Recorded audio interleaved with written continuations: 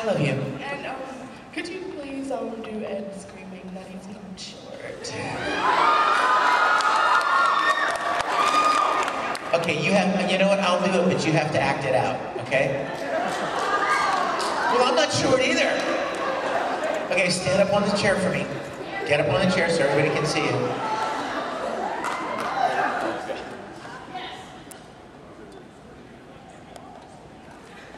You ready? You ready? Here we go. Who are you calling a pipsqueak midget?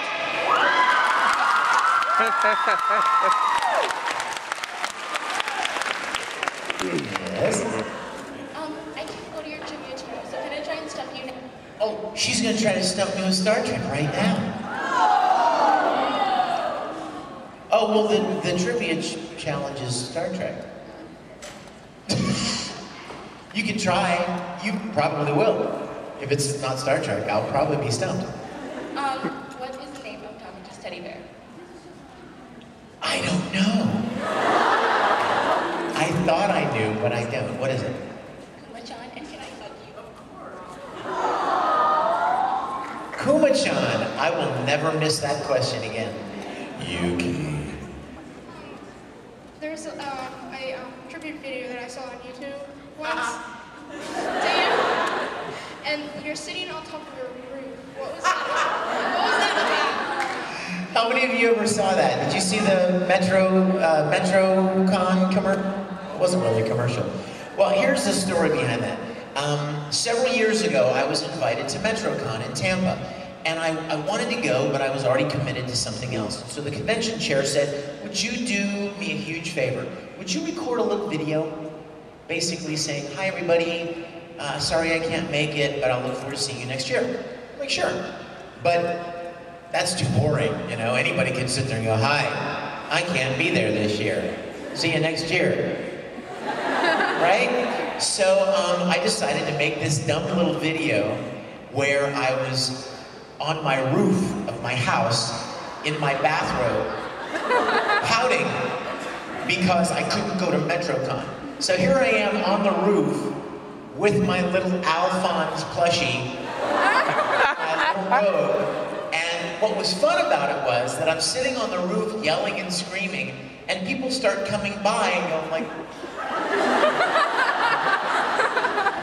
but what, if you haven't seen it, what you don't know is I played all of the people that come by as well.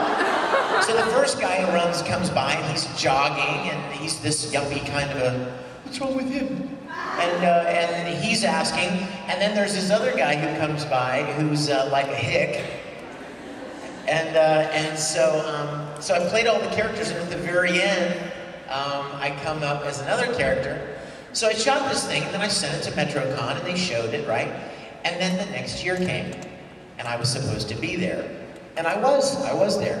But I thought, you know, dead spot right there. You know, let's have some fun. So I made a follow-up video where I was on the roof again, still, and my hair is all long, and I have a beard and stuff. So big fan of Winkle or something. And this fire truck pulls up into my cul-de-sac and puts a ladder up, and the fireman climbs up the ladder, and I'm the fireman. Oh, and it starts out with a pickup truck driving by, and the hick from the first video and his wife are in the car, and he's like, that kook's still up there, I can't believe it. And, you know, and I play the wife as well.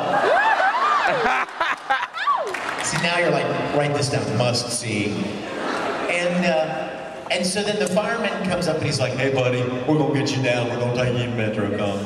And so they escorted me like down off the roof, and I showed that video, and then I walked out on stage at MetroCon still with the beard and the robe, like they brought me straight to MetroCon from my roof. So that was a lot of fun. That was a lot of fun. Yes, with the checkered armband of joy. I have two requests. Uh-oh. They're not bad. Can you hug us three and have someone take a picture, please? Oh, we're totally doing it. Are you going to come to autographs? You guys come to autographs and we will hug and take photos and make movies and bake some cupcakes. We're doing it all, okay? Absolutely, absolutely. Itsugaya.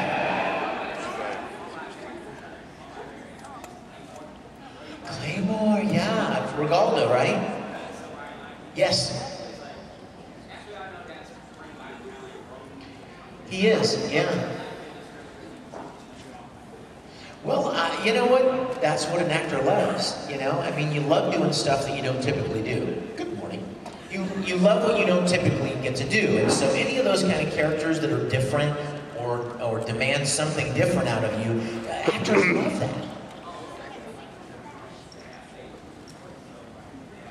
that. You know what I did? I did the lines like 3 times. When he turns into the lion in Claymore, he's talking about Claymore, I'm sorry. He's talking about Claymore, and I play this character in Claymore that he's a normal guy, but then he turns into this silver lion, and he's ripping people up and all kinds of cool stuff like that. And when he turns into the lion, his voice changes. Well, what we did was I record the line 3 times with different inflections. One time I may say, "You can't get away from me." And then the next time I may say, "You can't get away from me."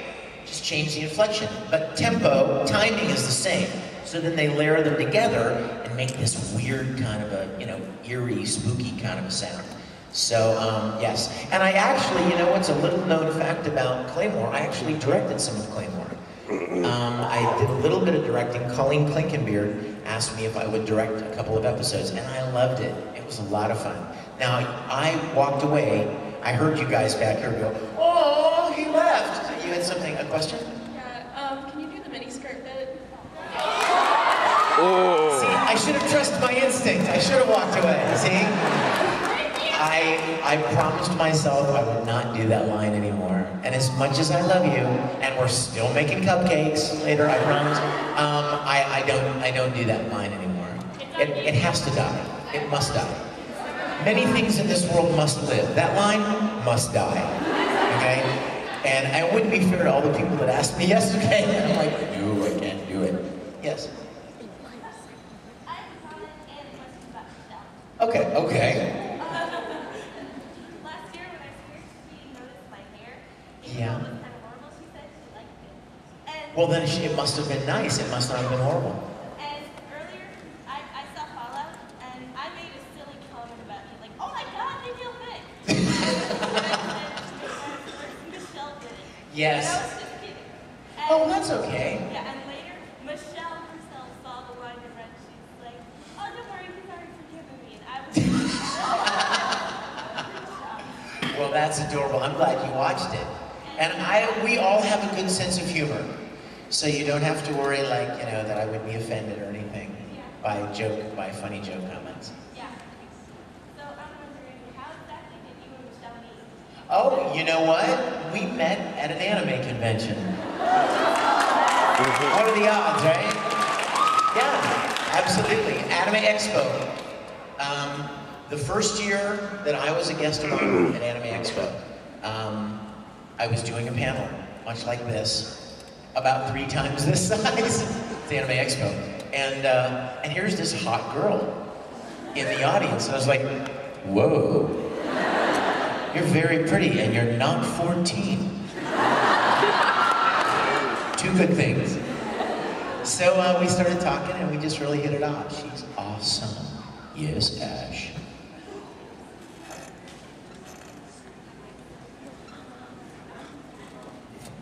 I'm glad you asked. That's something that I'm sure a lot of people want to know about. How do you get into voice acting? Ow! Just poked my leg. You guys, I was really blessed because I got into it when it was still very, very small. It was a very tiny little subculture of people that made it and watched it, and it had not yet become as popular as it did about, whatever, 5 or 6 years ago when it kind of exploded and it was everywhere.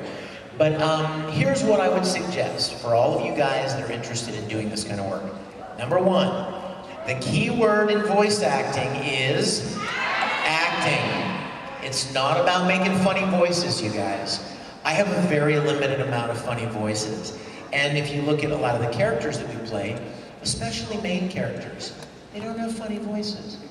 Because main characters, you don't want to listen to that kind of funny voice for 800 episodes, you know what I mean? The goal is not to imitate other like characters that you've heard. Like I have people all the time say, you know, I can sound just like Homer Simpson, or I can sound just like Scooby-Doo, or whatever. That's awesome. That's really great. It's funny. I'm sure your friends love it. But there are already people doing those roles. Chances are you're not going to get cast to play Homer Simpson. You know what I mean? So it's not really about imitating certain characters or voice actors. It's about acting. And every one of the voice actors that I know, every one of them, well, okay, take that back. That's not exactly true. I know about 100 voice actors, and I can think of 2 who don't have any theater acting training. The vast majority of them have a great deal of experience in acting, in theater. Many of us actually have degrees in theater. Like, I mean, I minored in theater in college. I majored in film and minored in theater. And then people like Lucy Christian, and I know several others have like degrees in theater.